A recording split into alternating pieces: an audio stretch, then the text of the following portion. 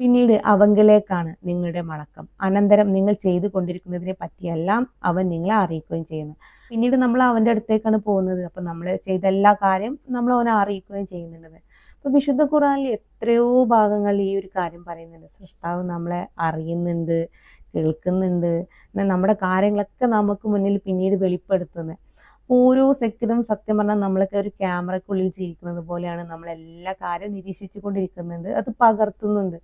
ആ ഒരു ബോധത്തോടു കൂടി മാത്രമാണ് നമ്മൾ ഓരോ സെക്കൻഡും മുന്നോട്ട് പോവേണ്ടത്. നമ്മളെ പരലോകം നമ്മൾ മെച്ചപ്പെടണമെന്നുണ്ടെങ്കിൽ, അല്ലെങ്കിൽ വിജയിക്കണം എന്നുണ്ടെങ്കിൽ നമ്മൾ കുറച്ച് കഷ്ടപ്പെടേണ്ടി തന്നെ വരും. ഇവിടെ ചെയ്യരുതെന്ന് പറയുന്ന കാര്യങ്ങൾ നമ്മൾ ചെയ്യാതിരിക്കാൻ തന്നെ ശ്രമിക്കും. എന്നിട്ട് അവർ യഥാർത്ഥ രക്ഷാധികാരിയായ അള്ളാഹുവിലേക്ക് തിരിച്ചയക്കപ്പെടും.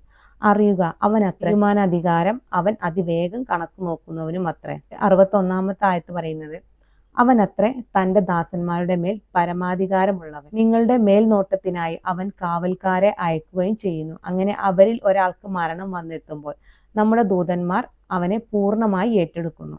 അവർ ഒരു വീഴ്ചയും വരുത്തുകയില്ലാന്ന്. കർത്താവിന്റെ ഈ അംശങ്ങളുടെ കാര്യങ്ങളൊക്കെ, നിയന്ത്രണങ്ങൾ നടത്തുന്നതൊക്കെ അതിനൊക്കെ ഒരു കാവൽക്കാരെ നിയമിച്ചിട്ടുണ്ടെന്ന്. അതാണ് മലക്കുകള്. കാരണം നമ്മൾ പ്രകൃതിയിലേക്ക് നോക്കുകയാണെങ്കിൽ ഓരോ മലക്കുകൾക്ക് ഓരോ ഡ്യൂട്ടി ഉണ്ട്. നമ്മുടെ മരണത്തിന്റെ കാര്യത്തിലായാലും അള്ളാഹു അതിനെ ഓരോ മലക്കുകളെ ഏൽപ്പിച്ചിട്ടുണ്ട്. നമ്മൾ ഉറങ്ങുന്ന സമയത്തും നമ്മൾ ഉണർവുള്ള സമയത്തൊക്കെ നമ്മൾ ചിന്തിക്കുകയാണെന്നുണ്ടെങ്കിൽ ഓരോ സെക്കൻഡും നമ്മൾ സൃഷ്ടാവിനെ നമ്മൾ ആശ്രയിച്ചുകൊണ്ടിരിക്കുന്നുണ്ട്. അപ്പോൾ മരണം നമ്മളെടുത്ത് എത്തിക്കഴിഞ്ഞാൽ പിന്നെ നമുക്കൊരു ജന്മം തരണമെങ്കിൽ, അല്ലെങ്കിൽ നമുക്ക് നമ്മളെ വേണ്ടപ്പെട്ടവരെ ഒന്ന് കാണണമെന്നുണ്ടെങ്കിൽ പിന്നീട് നമ്മൾ ആരെ ആശ്രയിക്കണം? നമ്മൾ സൃഷ്ടാവിനെ തന്നെ നമ്മൾ ആശ്രയിക്കണ്ടേ? എന്നിട്ട് അവർ യഥാർത്ഥ രക്ഷാധികാരിയായ അള്ളാഹുവിലേക്ക് തിരിച്ചയക്കപ്പെടുകയും ചെയ്യുന്നു.